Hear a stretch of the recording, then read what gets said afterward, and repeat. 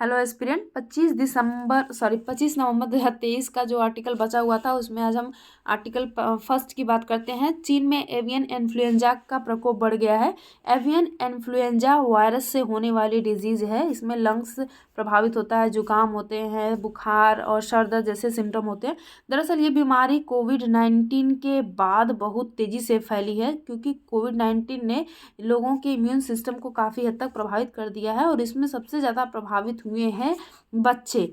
ठीक है, और ये बीमारी का सबसे ज़्यादा प्रकोप दिख रहा है इस समय चाइना में। तो जब बात आती है कि भारत की क्या स्थिति है, तो हमारे स्वास्थ्य मंत्रालय का कहना है कि भारत में अभी स्थिति चिंताजनक नहीं है। मतलब हम इससे अभी बाहर हैं, इस इन्फेक्शन से। जो एवियन इन्फ्लुएंजा वायरस है उसका नाम है H9N2। तो आपने याद रखना है H9N2 जो एवियन इन्फ्लुएंजा वायरस है। ठीक है, इसी के द्वारा चाइना में बच्चों में इन्फेक्शन काफ़ी तेज़ी से बढ़ गया है। तो इस समय स्थिति चाइना में थोड़ी सी क्रिटिकल है हेल्थ को लेकर। बाकी तो ड्रैगन ने हर जगह तबाही मचाई ही है। उसके बाद हम नेक्स्ट जो आर्टिकल है वो बहुत इंपॉर्टेंट है। संयुक्त राष्ट्र जलवायु वार्ता, जिसे हम कहते हैं United nation framework convention on climate change, यानी UNFCCC। तो UNFCCC की सम्मेलन को कहा जाता है कॉन्फ्रेंस ऑफ पार्टीज। यदि फर्स्ट सम्मेलन है तो उसे COP फर्स्ट कहा गया, सेकंड COP सेकंड कहा गया। तो इस बार जो 2023 में सम्मेलन होगा 2023 में, वो 30 नवंबर से स्टार्ट होने वाला है। ठीक है, 30 नवंबर से 12 दिसंबर तक चलेगा। कहाँ पे चलेगा ये? दुबई में चलेगा। दुबई। ठीक है, दुबई कहाँ है? यूनाइटेड अरब एमिरेट्स में। अभी हम इसके मैप की बात करेंगे। तो कौन सा कॉप हो रहा है यहाँ पे? कॉप हो रहा है COP28। ठीक है, तो आपने याद रखना है COP28 का आयोजन कहाँ होगा? 2023 में दुबई में। इसमें भारत की तरफ से प्राइम मिनिस्टर शिरकत करेंगे। और चूंकि ये 2 दिन के लिए जाएंगे, लेकिन ये वार्ता लंबे समय तक चलेगी, तो इन प्राइम मिनिस्टर के अलावा अन्य डेलीगेट्स भी जाएंगे। ठीक है, मुख्य तौर पे प्राइम मिनिस्टर 2 दिन की यात्रा पे रहेंगे। अब हम सबसे पहले बात करते हैं कि UNFCCC है क्या, और COP28 में क्या क्या मुद्दों पर बात होने की पॉसिबिलिटी है, और तीसरा हम बात करेंगे यूनाइटेड अरब एमिरेट्स के मैप की।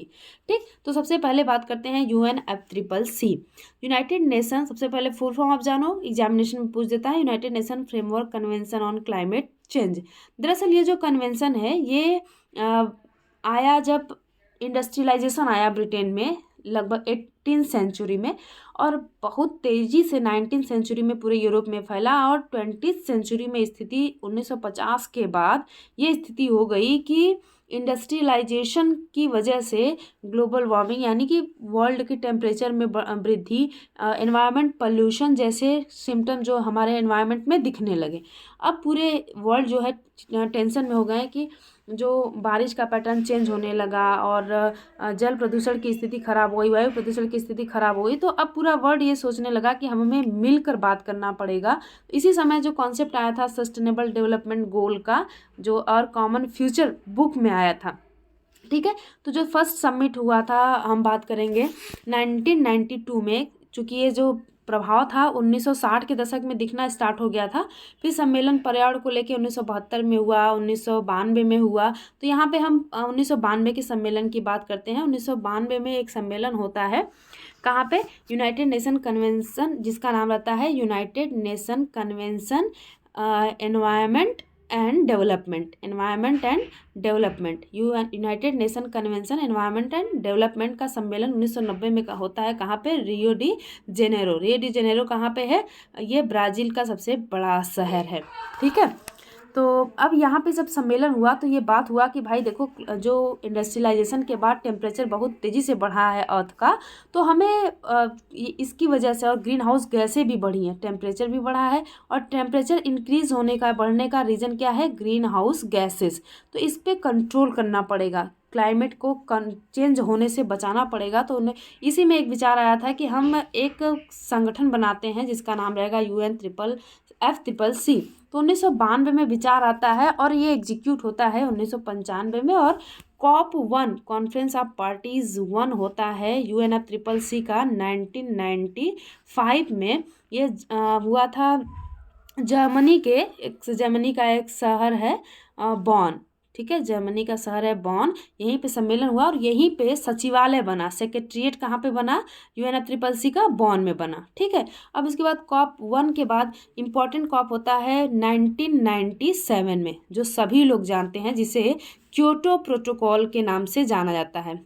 क्योटो प्रोटोकॉल, ठीक है, क्योटो जापान का एक शहर है, यहाँ पे ये मीटिंग हुई थी, तो इसे क्योटो प्रोटोकॉल कहते हैं। इसमें ग्रीन हाउस गैसों के उत्सर्जन में कटौती करने का लक्ष्य रखा गया, जो एग्जीक्यूट हुआ 2005 में, क्योंकि विकसित देश इसके पक्ष में नहीं थे। ठीक है, ये क्योटो प्रोटोकॉल हुआ। उसके बाद सम्मेलन होते गए, जलवायु से संबंधित मुद्दे पे बात होती गई, कुछ प्रभाव में आया, कुछ नहीं आया। और इसका सबसे फेमस कन्वेंशन हुआ जब प्रभाव पूरे 21 सेंचुरी में जब क्लाइमेट पे बहुत ज़्यादा इम्पैक्ट दिखने लगा, तो सभी देश चिंतित हो गए और भारत भी जब उभर कर सामने आने लगा, तो कॉन्फ्रेंस ऑफ पार्टीज 21 हुआ फ्रांस के शहर पेरिस में, जिसे पेरिस जलवायु सम्मेलन भी कहा जाता है। इस जलवायु सम्मेलन में ये तय किया गया कि हम 21वीं शताब्दी समाप्त होते होते पूरे पृथ्वी का टेम्परेचर जो है वो 2.5 डिग्री सेल्सियस तक कम करेंगे, लेकिन जो सहमति बन पाई वो 1.5 डिग्री सेल्सियस तक बन पाई। अभी पिछले दिनों united nation environment programme UNEP का एक रिपोर्ट आया, एमिशन गैप रिपोर्ट। इसमें बोला गया कि जो लोग विश्व के देश प्रक्रिया कर रहे हैं कि हम टेम्परेचर को कम करेंगे, वो प्रक्रिया असंभव सा लगता है। बहुत कम संभावना है कि 21वीं शताब्दी तक टेम्परेचर 1.5 डिग्री सेल्सियस कम हो सके। ये बड़ा चिंतनीय है। तो अब ऐसे मामले में जब पेरिस जलवायु समझौता एग्जीक्यूट नहीं हो रहा है, उसमें किसी प्रकार की कटौती नहीं हो रही है, तो UNEP के रिपोर्ट पे भी बात होगा। इसके बाद इसमें एक और बात आया था जिसका नाम था ग्लोबल स्टॉकटेक रिपोर्ट। ठीक है, इसमें एक और टॉपिक पे डिस्कस होगा। ये तो UNFCCC के बारे में था। अब UNFCCC के बाद बात करते हैं हम COP21। हमने COP1 डिस्कस कर लिया, और COP397 में जो हुआ उसको डिस्कस कर लिया, COP21 डिस्कस कर लिया, और उसके बाद COP28 कहाँ पे होगा उसको डिस्कस कर लिया। तो COP28 में क्या क्या बात होगी उसकी बात करते हैं। तो पहला मैंने डिस्कस कर लिया, UNEP की रिपोर्ट पे बात होगा कि कैसे इसको और प्रभावी ढंग से लागू किया जाए कि उद्देश्य पूरा किया जा सके। दूसरा बात होगा कि पेरिस क्लाइमेट चेंज का जब सम्मेलन हुआ था 2015 में हुआ था, और 2015 में ही तो इंटरनेशनल सोलर अलायंस का कॉन्सेप्ट भारत लाया था ताकि इमिशन को कम किया जा सके। ठीक, 2050 तक पूरा विश्व ये उद्देश्य लेके चला है कि नेट जीरो एमिशन होगा। नेट जीरो एमिशन क्या होता है? नेट जीरो एमिशन का मतलब होता है कि पर्यावरण में जितना कार्बन डाइऑक्साइड हमने छोड़ा, हम उतना कार्बन डाइऑक्साइड सिंक कर लें। यानी आपके पास 2 रुपये है, तो मैंने 1 रुपये ले लिया और फिर वापस 1 रुपये इसमें डाल दिया, तो क्या हुआ कि नेट जो हमने पैसा लिया वो जीरो हो गया। तो वैसे ही कार्बन डाइऑक्साइड जितना रिलीज किया हमने, इतना प्लांट्स लगा देंगे या रिन्यूएबल एनर्जी यूज करेंगे इस तरह कि जो एमिशन हुआ वो तो कम हुआ, और जितना किए उसको प्लांट इतना लगा देंगे कि वो सिंक कर लेंगे। तो इससे क्या होगा कि इसे नेट जीरो एमिशन कहते हैं। तो भारत ने अपना 2080 तक उद्देश्य रखा है नेट जीरो एमिशन का, लेकिन ग्लोबल जो ये एम है वो 2050 तक का है। ठीक है, चलो। तो COP28 में एक और मैंने बार मैं बोल रही हूँ, फिर हट जा रही हूँ उससे, वो है ग्लोबल स्टॉकटेक रिपोर्ट। ग्लोबल स्टॉकटेक रिपोर्ट, इस पे बात होगा। तो ये क्या है? इसमें ये है कि जो COP21 हुआ था पेरिस में, फ्रांस के शहर पेरिस में, इसमें ये बोला गया था कि जो पेरिस क्लाइमेट चेंज का जो इसमें उद्देश्य रखा गया था 15 में, कि 2035 तक जितना ग्रीन हाउस गैस का एमिशन हम कर रहे हैं उसमें 60%, 35 तक 60% कटौती करेंगे, और 2050 तक अभी मैंने बताया कि नेट जीरो एमिशन होगा, यानी जितना रिलीज करेंगे उतना सोख लेंगे। तो इससे संबंधित क्या क्या स्टेप लिए जाएंगे, इसका एक रिपोर्ट पब्लिश होगा, इसी को कहा जाएगा, जिसमें 17 निष्कर्ष निकलेंगे। तो इसी से संबंधित चीज़ें हैं, इस पे बात होगा। तो ये इसी को कहा गया है ग्लोबल स्टॉकटेक रिपोर्ट। ठीक है, इस पे बाकायदा बात होगा, और भारत भी अपना इस पे रखेगा, नज़रिया रखेगा, क्योंकि अभी जो G20 का सम्मेलन आप देख रहे हैं कि भारत हमेशा ये दिखाने की कोशिश कर रहा है कि जो क्लाइमेट चेंज ग्लोबल लेवल पे जो क्लाइमेट चेंज को लेके बात हो रही है, भारत उसके लिए सबसे आगे है, क्योंकि हमने ही इंटरनेशनल सोलर अलायंस का भी कॉन्सेप्ट दे रखा था। और हमने ये भी रखा था कि इंटरनेशनल बायोफ्यूल अलायंस, ठीक है। तो हमने भी पूरे जो अफ्रीकन कंट्री है जो इस समय डेवलप कर रहे हैं, वो जो ज़्यादा नॉन रिन्यूएबल एनर्जी यूज कर रहे हैं, तो उनको कैसे आगे बढ़ाया जाए, कैसे क्लाइमेट फंड का यूज किया जाए उनके लिए, ये भारत इसे बढ़ चढ़ के हिस्सा ले रहा है इसके संबंध में। और G20 का जब सम्मेलन भारत में हुआ, 18वां सम्मेलन, तो उसमें भी भारत ने क्लाइमेट स्तर पे बहुत सारे प्रयास किए, जिसमें मैंने इंटरनेशनल बायोफ्यूल अलायंस के बारे में भी बात किया। तो ये इसके पहले ही G20 ने इस पे एक रिपोर्ट जारी कर दिया। चूँकि भारत का लीडरशिप है तो भारत का इसमें अहम योगदान रहा। UNFCCC क्या रिपोर्ट की इस पे क्या क्या भारत बात करेगा, ठीक है। ये सारी चीज़ें होंगी क्लाइमेट चेंज को लेके, तो ये थोड़ा सा आप याद रखोगे, ठीक। नेक्स्ट क्या है आर्टिकल, और नेक्स्ट हमारा जो आर्टिकल है वो इम्पोर्टेंट है। पूर्वोत्तर के 15 पर्यटन स्थल विकसित किए जाएंगे। अब देखो यहाँ पे जो पूर्वोत्तर में एक सम्मेलन हुआ था जिसका नाम था अभी हाल ही में मेघालय के शिलोंग में हुआ ये सम्मेलन। तो इसमें क्या हुआ कि जो पर्यटन मंत्रालय था, पर्यटन मंत्रालय में ने ये बोला कि जो अंतर्राष्ट्रीय पर्यटन मार्ट ये सम्मेलन हुआ था मेघालय के शिलोंग में, 11वां संस्करण था इसका, ठीक है। 21 से 23 नवंबर को हुआ था। तो इस सम्मेलन में बोला गया कि स्वदेश दर्शन योजना, किसके बारे में, स्वदेश दर्शन योजना। स्वदेश का मतलब अपना देश, दर्शन मतलब देखना, योजना अपने देश को देखो और अपने देश को जानो। यानी ये किसकी बात हो रही है, पर्यटन की बात हो रही है कि भारत में कैसे पर्यटन को बढ़ावा दिया जा सके, क्योंकि ये इकॉनमी में इसमें बहुत ज़्यादा रोल अदा कर रहा है। और पूर्वोत्तर की बात करेंगे तो प्राकृतिक विरासत, सांस्कृतिक समृद्धि यहाँ पे एकदम खूब भरी पड़ी है। तो यहाँ पर्यटन यदि विकसित कर दिया जाए तो बहुत अच्छी इकॉनमी गेन की जा सकती है। तो इसके तहत स्वदेश दर्शन योजना 2.0 यानी कि सेकेंड स्टेज की योजना का क्रियान्वयन हो रहा है। जो स्वदेश दर्शन योजना है ये शुरू हुआ था 2014-15 में, ठीक है। मिनिस्ट्री ऑफ ये टूरिज्म के तहत, पर्यटन के द्वारा, पर्यटन और संस्कृति मंत्रालय दोनों एक ही में काम करता है, ठीक है। कल्चर मिनिस्ट्री और पर्यटन मिनिस्ट्री दोनों एक ही मिनिस्ट्री है, जिसको बोलते हैं पर्यटन और संस्कृति मंत्रालय।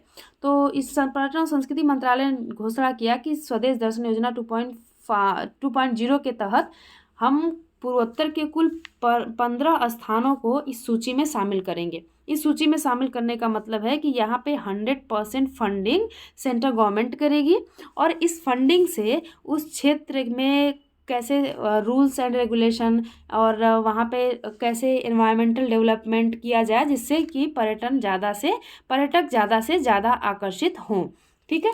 तो इसमें जो पर्यटन स्थल वो क्या बोलते हैं चूज किया गया है वो कुल मैंने कई बार बोला 15 है। कैसे है, चूँकि हम जब पूर्वोत्तर की बात करते हैं, किसकी बात करते हैं, पूर्वोत्तर की, तो पूर्वोत्तर में 7 सिस्टर आते हैं प्लस 1 एक स्टेट और आता है जिसे हम कहते हैं सिक्किम, ठीक है। 7 सिस्टर में आसाम हो गया, अरुणाचल प्रदेश हो गया, नागालैंड, मणिपुर, मिजोरम, त्रिपुरा और अरुणाचल प्रदेश, कोई छूटा है, मेघालय, जिसको 7 सिस्टर कहते हैं, प्लस सिक्किम।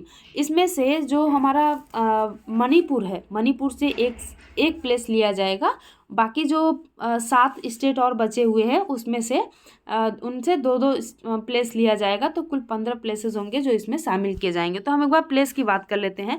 सबसे पहले बात करते हैं अरुणाचल प्रदेश की। अरुणाचल प्रदेश से क्या क्या रहेगा, कौन सा स्थान, एक रहेगा नाचो, दूसरा नाचो और मेचुका, ठीक है, मेचुका। नेक्स्ट हम बात करते हैं मेघालय से, तो मेघालय से शिलांग एंड सोहरा, ये 2 प्लेस हो गया, 4 हो गए। फिर मेघालय के बाद मिजोरम आएगा, मिजोरम से आइजॉल और चंपई, आइजॉल उसकी कैपिटल और एक जगह है चंपई, ठीक है, ये हो गया। मिजोरम के बाद हो गया आसाम, आसाम से जोरहट होगा और कोकराझार, जोरहट और कोकराझार, कितने हो गए, 4 स्टेट हो गए। और 4 स्टेट असम के बाद चलते हैं मणिपुर, तो मणिपुर से मैंने कहा जैसा कि एक ही जगह रहेगा जिसका नाम है मोइरांग। क्या नाम है? मणिपुर से मोइरांग, मोइरांग, जिसे विष्णुपुर भी कहा जाता है।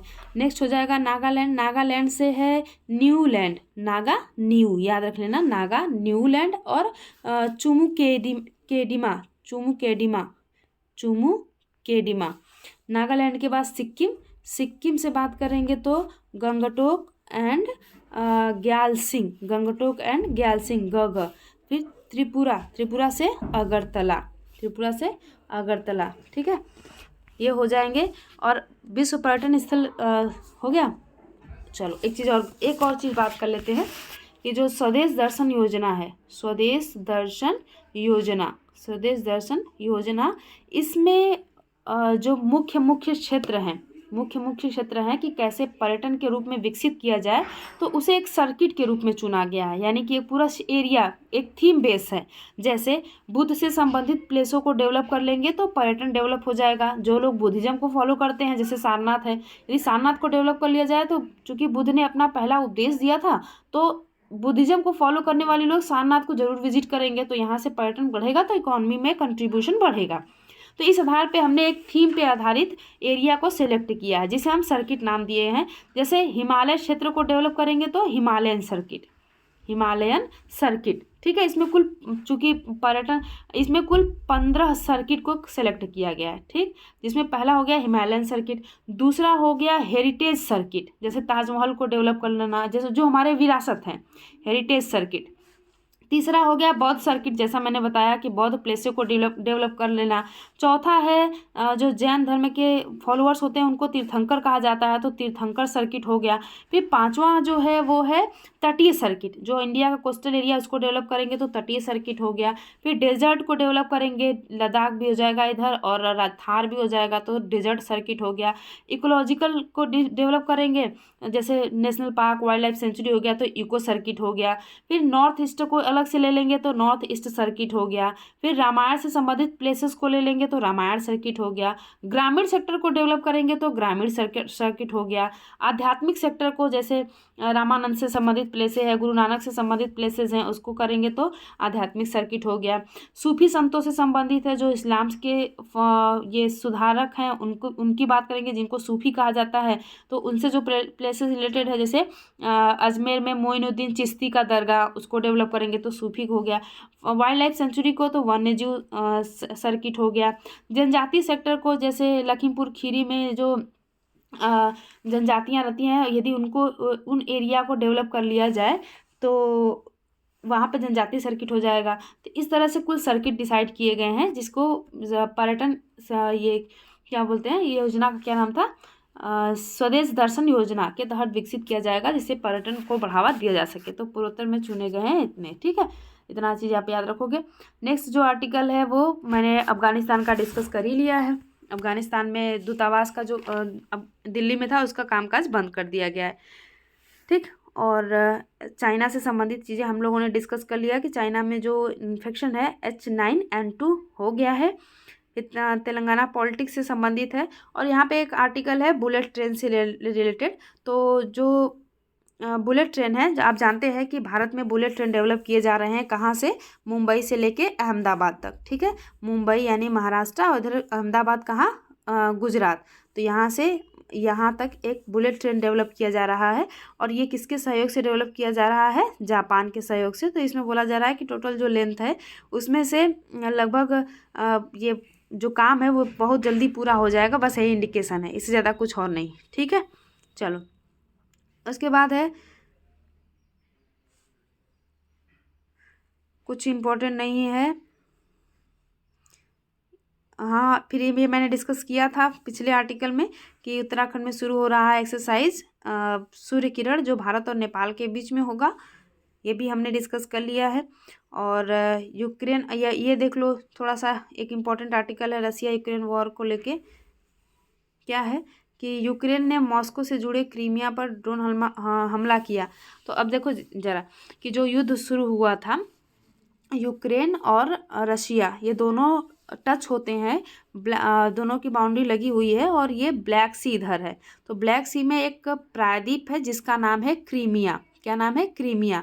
2014 तक क्रीमिया पर किसका राइट था, यूक्रेन का राइट था, जिस पे रशिया ने अटैक करके इस पे कब्जे में ले लिया। जब ये कब्जे में लिया तो पूरे विश्व ने इसकी निंदा की है। और उसके बाद यूक्रेन जो है अपने सुरक्षा के लिए, यूक्रेन अपनी सुरक्षा के लिए सदस्य बनने की प्रक्रिया शुरू कर दिया, किसका, नाटो का, नॉर्थ अटलांटिक ट्रीटी ऑर्गेनाइजेशन, जिसकी स्थापना 1949 में हुई और ये ब्रसेल्स में इसका हेडक्वार्टर है। तो इन अभी रसिया को, चूँकि जो यूके है, यूक्रेन, यूके यानी यूक्रेन, वो USSR सोवियत संघ का पार्ट था, जो 1991 में विघटित हुआ, तो यूक्रेन एक आज़ाद देश बन गया। इस वजह से रसिया चाहता है कि चूंकि हम USSR को लीड कर रहे थे तो यूक्रेन को हमारे अनुसार काम करना चाहिए, लेकिन ये एक सोवरेन कंट्री है तो अपने अनुसार काम करने लगा। तो अब युद्ध दोनों के बीच में शुरू हो गया। जब युद्ध शुरू हो गया तो ये लगातार अभी तक चल ही रहा है, 2 साल होने को है, युद्ध कंटिन्यूअस है। तो अभी हाल में क्या हुआ कि क्रीमिया से जुड़ा एक क्रीमिया प्रायद्वीप है जो, उसके उत्तरी हिस्से पर ये रसिया ने आरोप लगाया है कि यूक्रेन ने ड्रोन अटैक कर दिया है। तो चूंकि यूक्रेन ने अटैक किया है, क्योंकि क्रीमिया पे अभी किसका कंट्रोल है, रसिया का है, तो रसिया ने बचाव के लिए ये अपना दल भेजा था। तो यही चीज़ें हैं, आरोप प्रत्यारोप चल रहा है, कैसे एक दूसरे पे कंट्रोल कर रहे हैं। ऐसे कई सारे जगह हैं जो रसिया ने यूक्रेन का कंट्रोल कर लिया है। ठीक है, ये सब सारी चीज़ें चल रही हैं। इजराइल और इधर हम वार चल रहा है, किसके बीच, इजराइल और हमास के बीच में, जिसमें 4 दिन का युद्ध विराम हुआ है। दोनों एक दूसरे के लोगों को जो बंदी बनाए हैं उसको रिहा कर रहे हैं। इधर जलवायु और वैश्विक तनाव के मुद्दे पर कमी करने के लिए फ्रांस और चीन मिलकर बात कर रहे हैं। अच्छी बात है, लेकिन भारत के लिए थोड़ा सा संभल के चलना ज़रूरी है। ठीक, और ये मैंने आपको बताया था कि विश्व हिंदू सम्मेलन इसका आयोजन कहाँ पे हो रहा है, थाईलैंड की कैपिटल बैंकॉक में। जब आप इधर पूर्वोत्तर में चलेंगे तो ये मलय प्रायद्वीप है, यहाँ पे म्यांमार है और इधर मलेशिया है और यहीं पे है थाईलैंड। थाईलैंड की कैपिटल क्या है, बैंकॉक। तो बैंकॉक, इसे सफ़ेद हाथियों का देश कहते हैं, किसको, थाईलैंड को। ठीक है, तो यहाँ पे भी रामायण जो होता है, रामायण की कथा यहाँ पे भी बहुत ज़्यादा फेमस है। ये लोग कहते हैं कि राम और जो भगवान इनसे संबंधित वो हमारे यहाँ के थे। तो यहाँ पे हिंदू धर्म प्रचलित है। तो कम से कम 61 देशों ने इस सम्मेलन में भाग लिया है और ये भी डिसाइड किया गया है कि 2026 में जो सम्मेलन होगा विश्व हिंदू सम्मेलन का, या विश्व हिंदू सम्मेलन कहें या विश्व हिंदू कांग्रेस, ये होगा 2026 में मुंबई में। ठीक है, ये चीज़ें आप याद रखोगे, इम्पोर्टेंट है। और खेल जगत में देखेंगे तो कुछ खास है नहीं। तो ये रहा आज के लिए डिस्कशन जो बचा हुआ था। Thank you.